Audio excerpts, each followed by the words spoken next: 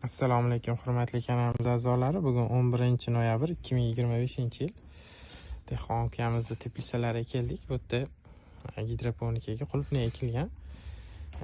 Hozir bu yerda qulupnay to'g'risida ma'lumot bo'lmaydi. Bu yerda tepasidagi material, ya'ni Nutricel, ko'pchilik agrovolokna deydi.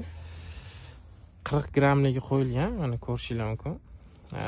Taxminan 2 metrga qo'yilgan. Issiqlikni yaxshi ushlab turibdi. Yaxshi tarafi havo o'tkazadi.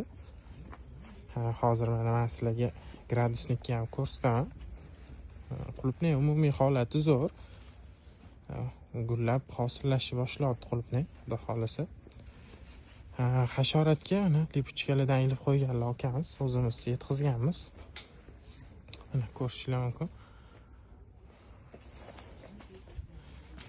Ancha zahar kam sepdim dedilar. Mana ancha hasharot yopishib yotibdi. Teplitsadagi harorat 55% namlik ko'rsatyapti, 20-21 gradus ko'rsatib turibdi. Kimga shunaqa Nutricel kerak bo'lsa, bemalol pastdagi nomerlarga aloqaga chiqaverasizlar, xudo xolasa. Rossiyaniki bo'ladi, 30 mikroligi bor hamda 40 mikroligi bor. Ma'lumot uchun eni 320 bo'ladi, uzunligi 200 metr bo'ladi. E'tibor uchun rahmat kattadan.